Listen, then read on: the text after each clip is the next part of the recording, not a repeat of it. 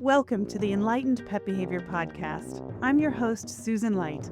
In a world overflowing with conflicting advice and often misguided information, my mission is to be your trusted source for accurate, kind, and truly effective strategies to understand and shape your pet's behavior. Join me as we shed light on common challenges and work to foster a deeper, more harmonious bond with our beloved furry family members. If you find the show helpful and enjoyable, please consider showing your support, subscribing, following, rating, reviewing, and sharing with friends. It just takes a moment, but it significantly boosts the show's visibility and helps more pet parents discover it. Thank you so much. Let's get into it. Today, we're talking about a very important topic: preventative care. It's a big topic, so we'll focus specifically on vaccines and parasite prevention. My guest today is a veterinarian, mom of 2 human boys and 1 very handsome rescue pup, and wife to an Irish immigrant. She grew up on a dusty cattle ranch in southern Arizona, studied at the University of Arizona, then went on to veterinary school at Texas A&M. These days, she practices medicine in beautiful Charleston, South Carolina. She'll see any animal in need and believes vet care should be accessible to all. Her biggest passion is educating pet parents so you can feel confident giving your pets their best lives. To this end, she has a fantastic Instagram page called The Honest Vet, and she's joining us here on the show to debunk some myths about preventative care. Please welcome Dr. Sylvalyn Hammond. Welcome to the podcast, Dr. Hammond. Thank you for having me. I think that people should realize the fact that you are taking some of your very limited free time to talk about this should show them how important vets find it. They're not in it for the money. You're not making your money off of shots and flea beds. Nope. So I hope they realize how important this is. So thank you. I know you said you were really excited to talk about this Yeah. because there's so much misinformation out there. Yeah. So let's start with just the general recommendations, and then we can go through some of the myths that are stopping people from doing these recommendations. So, what are the general recommendations for both parasite prevention and vaccinations in dogs and cats? Yeah, I mean that's a great place to start, right? Set the foundation. So I'll do them separately. Let's do dogs and then we'll do cats. So for dogs, all dogs should receive their initial series of vaccines as puppies, and that's going to include the distemper parvo adenovirus and parainfluenza virus vaccine. So also known as like DAP, DAPP. Mm-hmm. And then, dogs will need that vaccine roughly every 3 to 4 weeks until they're 16 weeks old. And the reason for that is that there could be maternal antibodies that could interfere with the vaccine. They'll also need to get their rabies vaccine. And then some vaccines that are also recommended would be the leptospirosis vaccine and the Bordetella vaccine.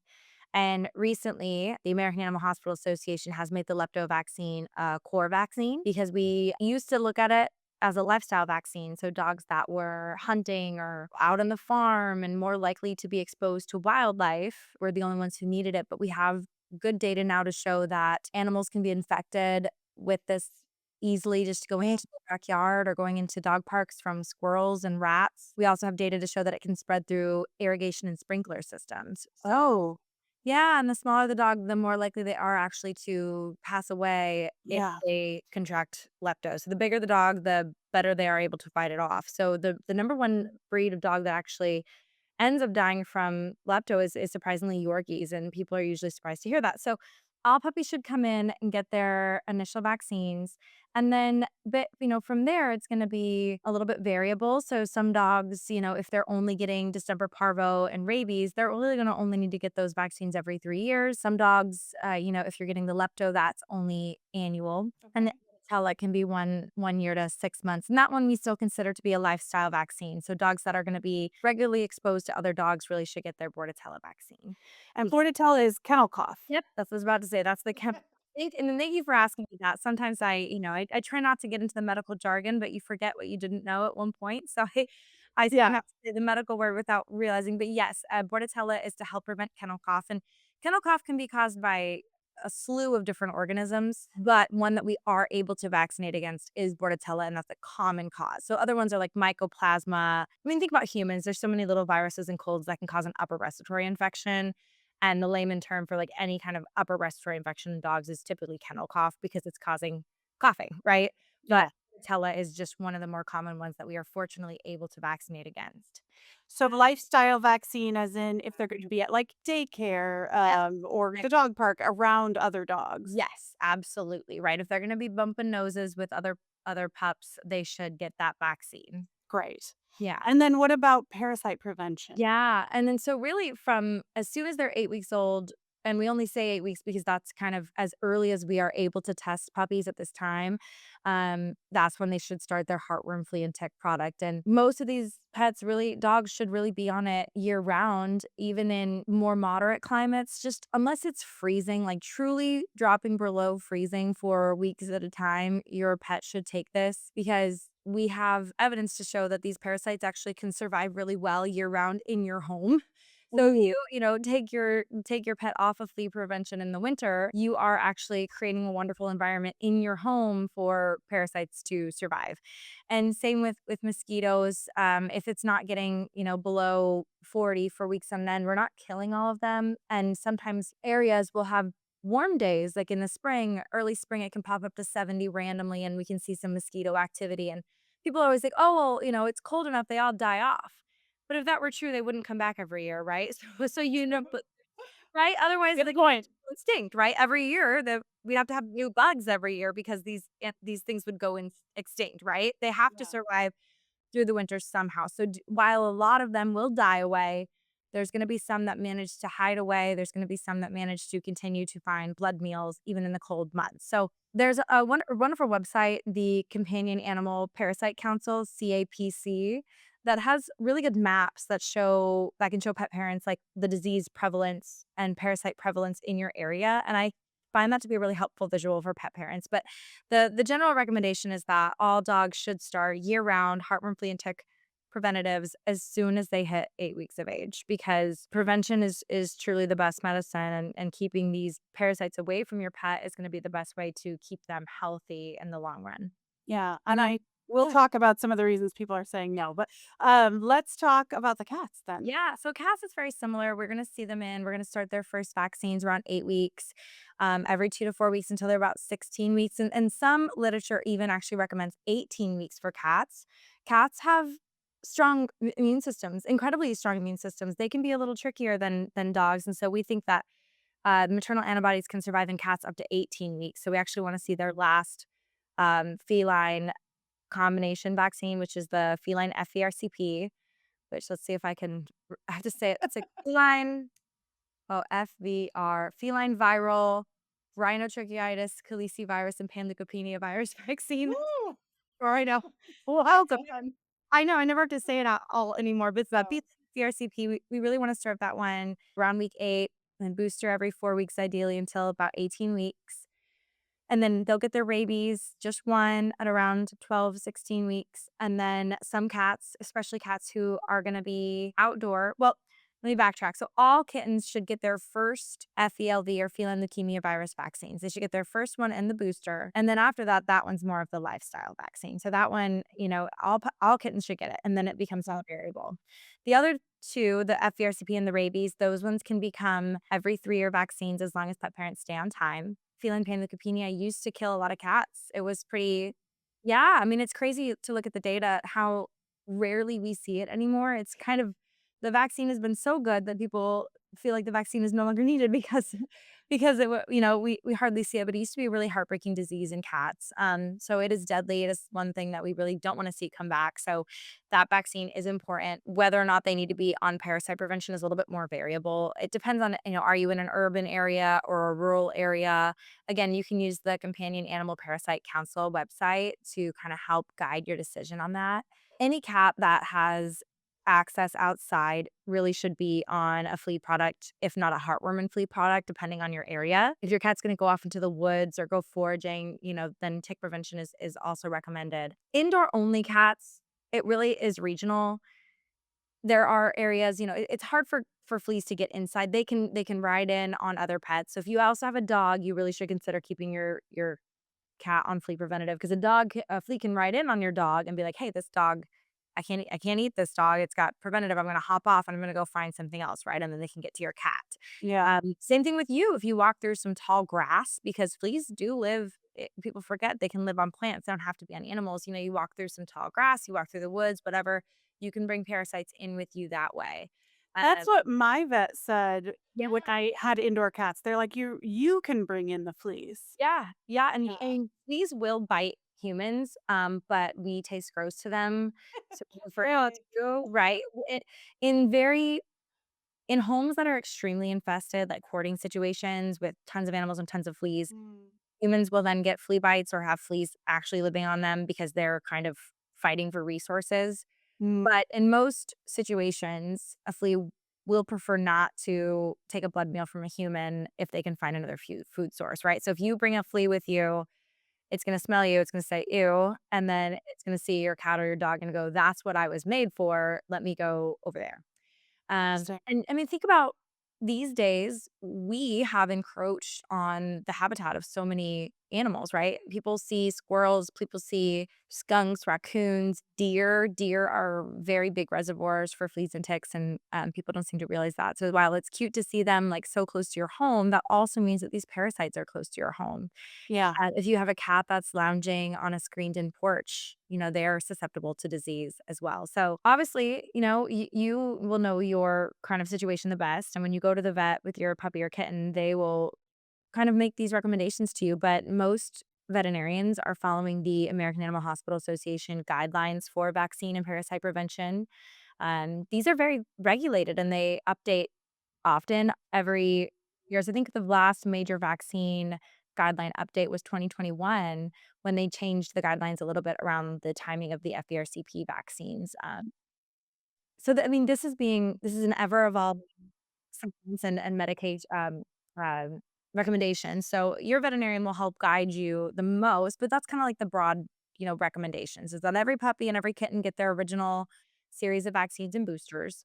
And then after they've gotten that strong immunity and that strong start, then the vaccines can become a little bit more, variable. Like we might remove the feline leukemia virus vaccine for indoor only cats without any exposure to, stray cats, and we might stop the Bordetella for a dog who doesn't go anywhere really with other dogs. That's like a really a companion at home, right? And we might not do heartworm and flea preventative for the indoor only cat, or maybe for the dogs, if they live in Minnesota, where it's very, very cold for a long period of time, they might stop their heartworm, flea, and tick products for a few months over the winter. But for most pets, it's going to be a year-long thing. So, and if I'm not mistaken, the only one that is legally required is rabies, correct? Like you are Yes. legally required to have up-to-date rabies vaccine. Yes. Yeah. Rabies is legally required for dogs, cats, and ferrets. Oh, Um, fair. yep. Wow. Yeah, ferrets are a little nuanced. I think that's only in some states because in some states it's actually illegal to own ferrets. It's illegal to own a ferret in California, Oh, right? interesting. People get around it. I I had no idea. I know. I actually only recently learned that. I never practiced in California, so I did not know. But yeah, in states where it is legal to own a ferret, we will rabies vaccinate them. And I work at a clinic where our motto is we will we will see any animal that will reasonably fit into the building. So I also see raccoons and skunks, and because these are reservoirs for rabies, I do vaccinate them for rabies as well, using the same rabies vaccine that is safe for ferrets. Oh, wow. That's really interesting. Yeah. Uh, I don't know if you have a rough number in your head of roughly what percentage of people are saying no and walking out without these shots, without flea and tick and heartworm prevention. I couldn't give you any numbers because I don't have data statistics on that. I mean, the people who are avoiding vaccines and parasite prevention are usually people who aren't coming to the vet at all, right? So it's hard for Right. me to Yeah. right? And which is unfortunate because people often think, "Oh, my dog's thriving, they're doing so great." But how do you know if you're skipping your annual veterinary visits and like routine lab work and things, right?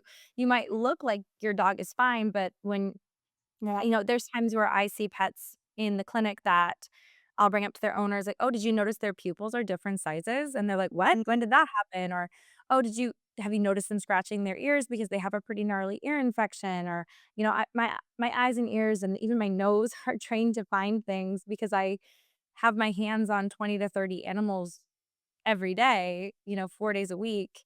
So a lot of it for me is like muscle memory, and I can quickly and easily identify an abnormality. And sometimes it's like, hey, I can feel that your dog's, you know, left elbow is a lot thicker than their right elbow. So we need to start talking about arthritis management. Like all those things get missed Mhm. if people start skipping their annual vaccine or excuse me, annual appointments because they think that, it's only for vaccines. And Yeah. And also, especially with cats, but with dogs as well, they really hide when they're not feeling well. And I don't mean hide from you. Some cats do hide from you when they're yeah, not feeling well, but I mean like they try to hide the signs that they're not feeling well. So a lot of times by the time you notice that your pet is sick, they're pretty sick. yeah, yeah. So I do say dogs are not the greatest masters. It depends on the dog, right? Like German Shepherds, I feel like as a breed are gonna be a little bit tougher.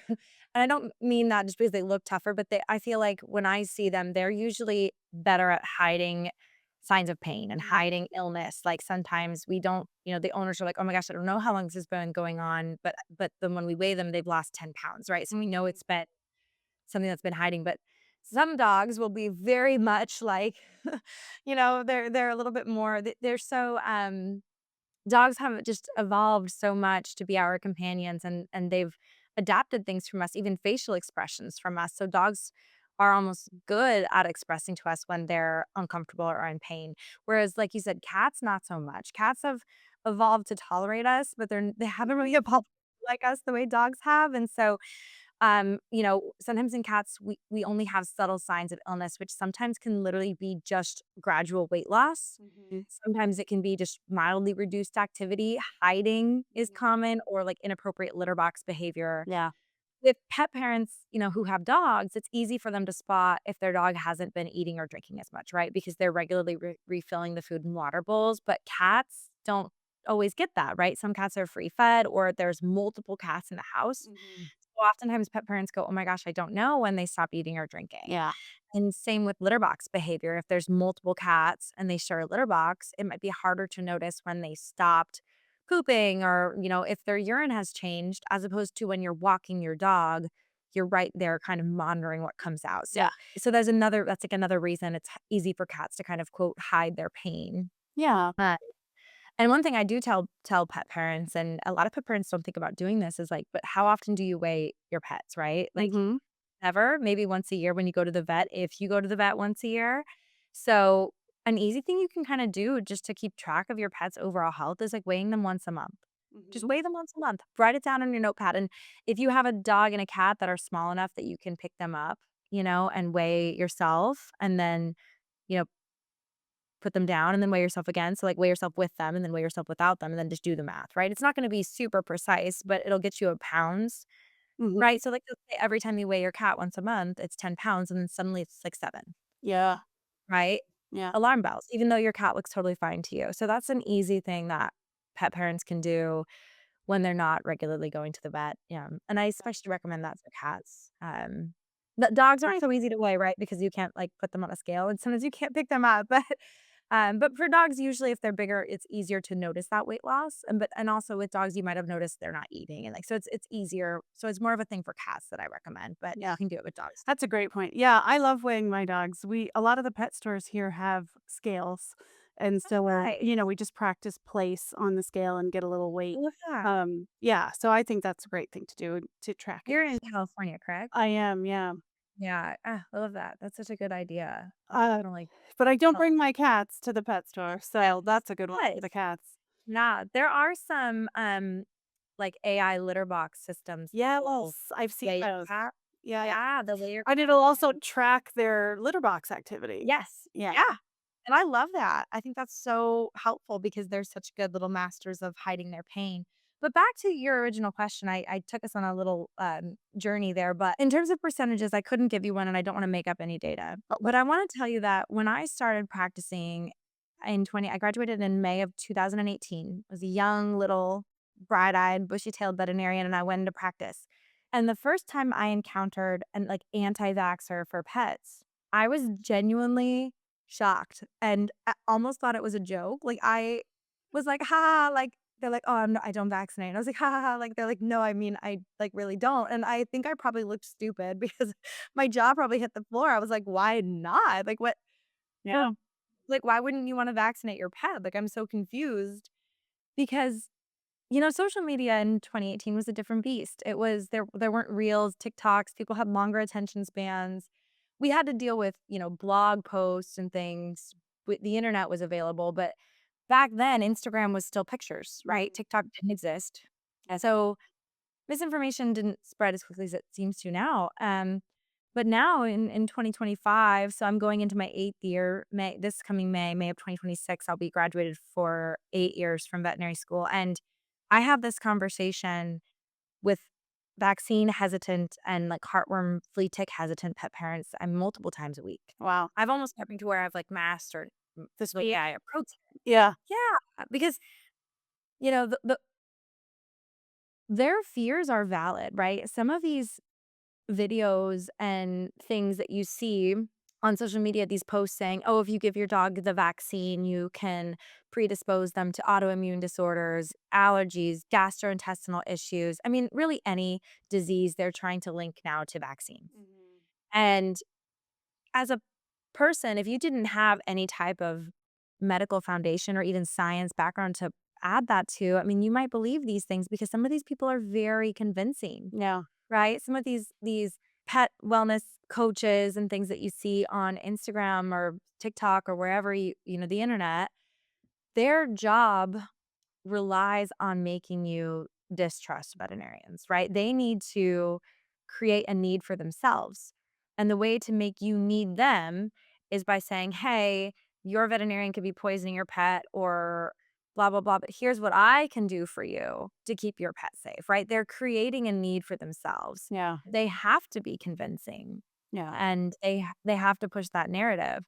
But fear stimulates a stronger emotional response in us. It's a really cool psychological phenomenon that we see all the time. And once that seed of fear is put in you, it's very hard to ignore it, right? It's very hard, especially like I said, if you don't have any type of medical background or scientific background, you think, well, but could that be true? And once the vaccine is given, you can't take it out. So then you're very, very afraid to like do it because you're like, oh my gosh, I'm gonna give my pet, my perfect, perfect puppy.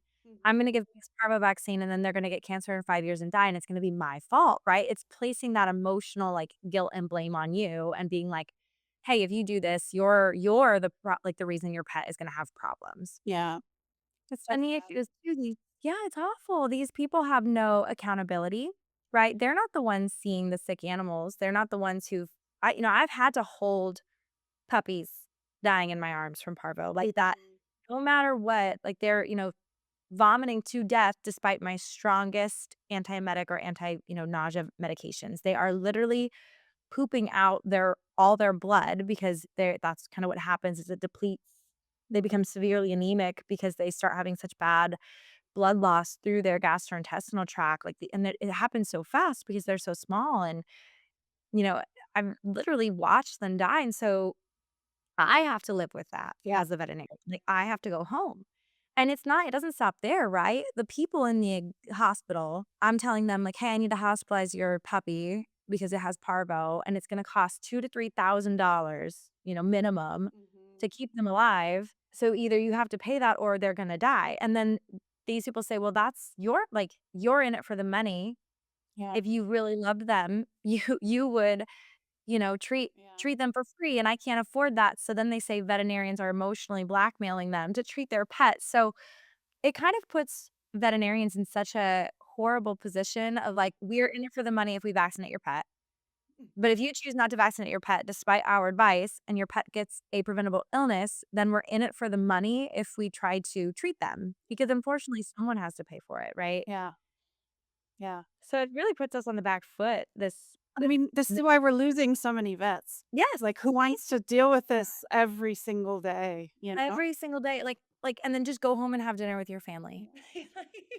And just Yeah. think about that little puppy that died that all it needed was the parvo vaccine, which, parvo has a 90% mortality rate. Mm. But the parvo vaccine is 99% effective Mm. and extremely safe. Like, I rarely actually, I will say never in my career have I ever seen any type of negative reaction to the December parvo vaccine being administered. Wow, Yeah, that's saying a lot. I've given it Yeah. 10,000 times or more. I have seen very mild allergic reactions to rabies and to lepto in less than 5 dogs. As in, like, itchy As and in bump puffy kind of faces thing? or hives, and one dog had, like, vomiting, Okay, right? okay. So, very Not as bad as right? lepto or Yes. rabies, You know what which I mean? kills. Yeah, like, extremely mild. So, if you look at the data, like, less than 0.05% of dogs will have a mild reaction like I described, right? So, mild facial swelling, hives, or sudden onset of vomiting, diarrhea, right? That's very treatable. In almost all cases, it responds very well to maybe a diphenhydramine or Benadryl injection and a steroid for the inflammation.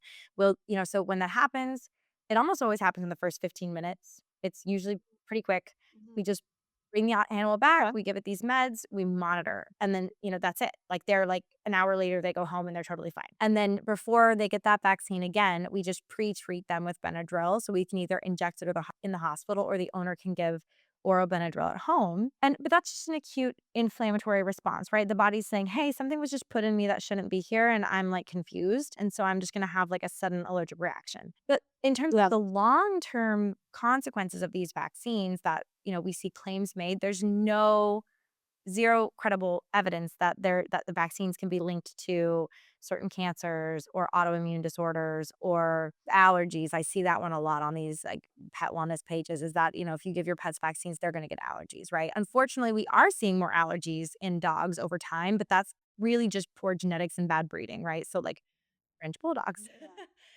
Whom I love, they're Yeah. such great little characters, but they're not genetically like bred for superiority. They're bred for being adorable, and they tend to get bad Yeah. skin, and same with golden retrievers, they are genetically predisposed to allergies. So, but when you don't know that, right, and you just see, "Oh, we've been vaccinating dogs more, and, oh, dogs are getting more allergies," you can easily make that connection even if it's not credible.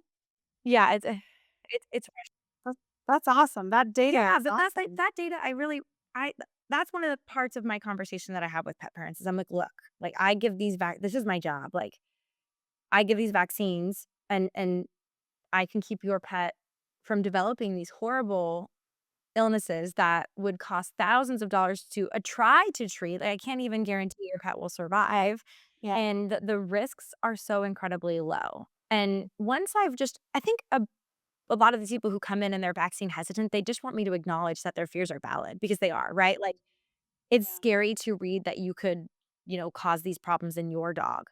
But once you say, like, hey, I hear your concern, I understand you, but here's the data.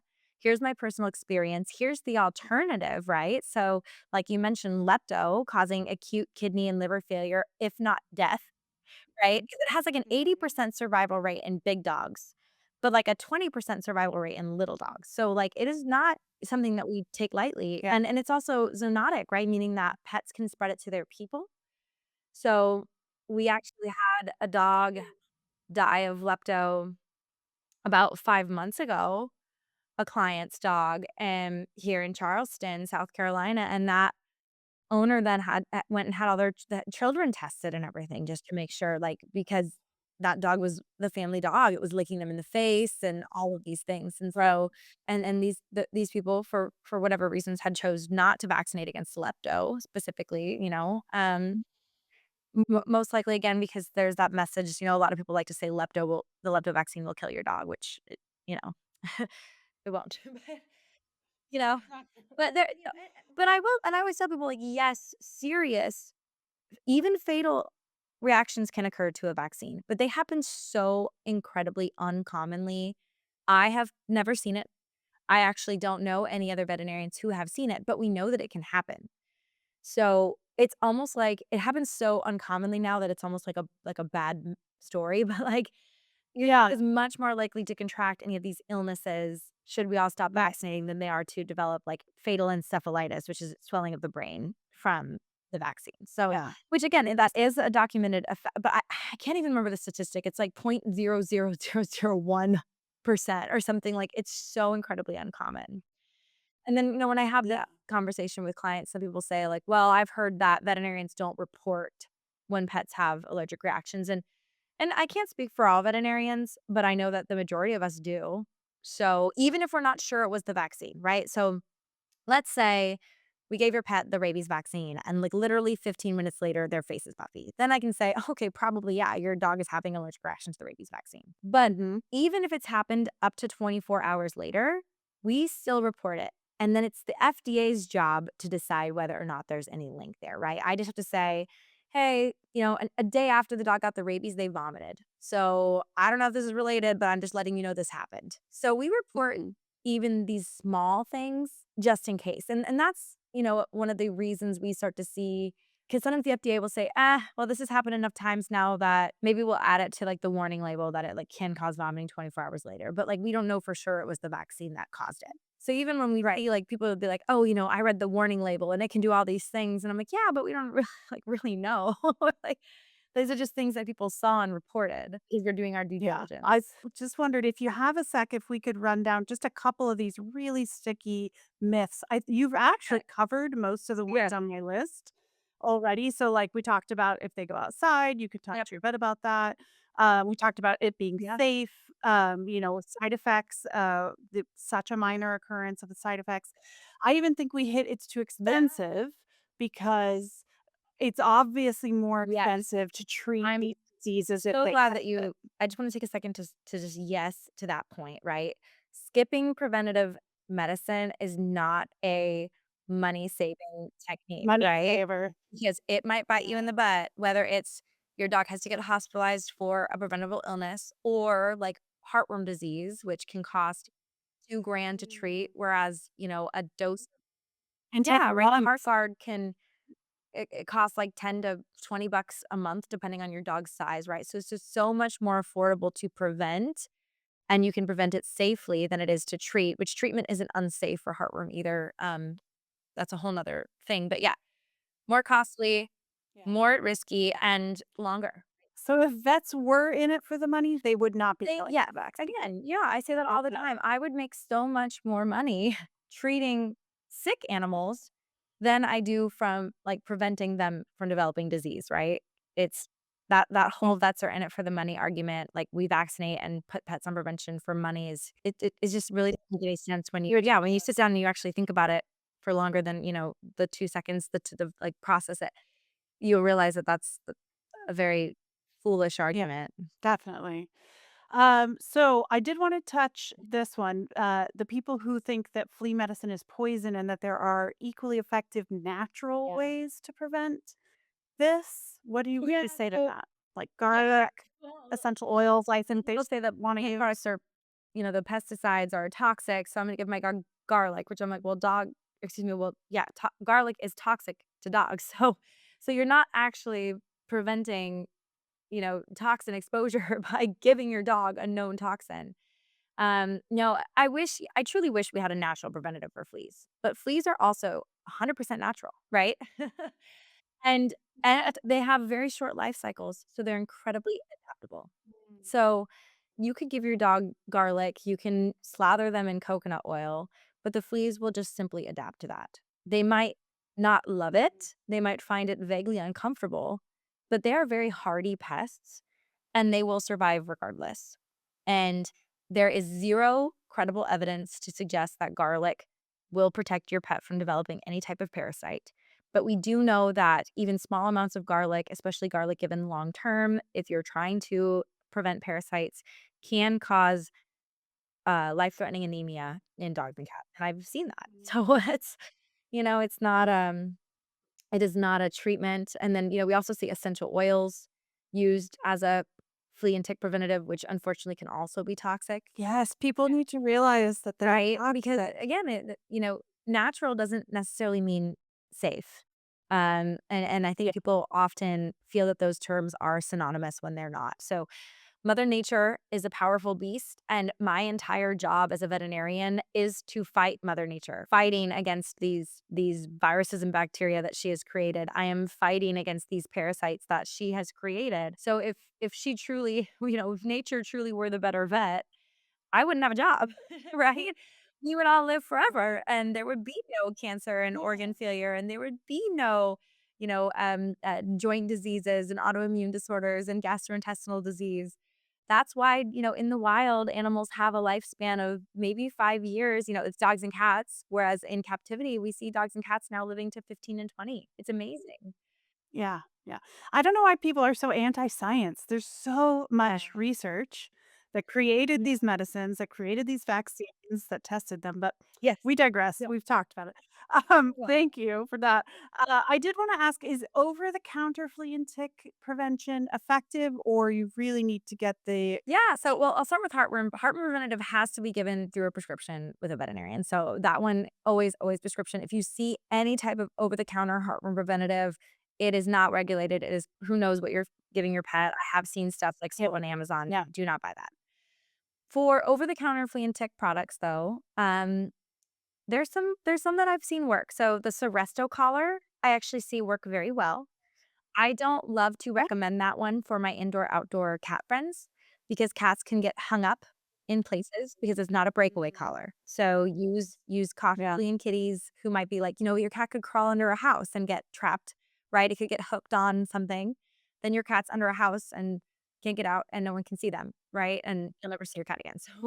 So, not my favorite for cats, but it does work very well when it's changed regularly. I think it's every 7 months for the Seresto collar. Oh, wow, that's a long time. Also, canine Advantix too for dogs. I've seen that work very well. I've patients on that I've not ever seen develop fleas or ticks, and I actually used that during my time in veterinary school in South Texas, or like East Texas, which has a lot of fleas.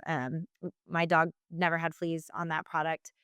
But, I am wary of frontline for both dogs and cats. I get a lot of pets who come in on frontline, who unfortunately have still gotten a flea or tick on them. So, frontline it was our very first, flea and tick product that we had, and like I mentioned, these small creatures are incredibly hardy, and they have short life cycles, and they evolve very quickly.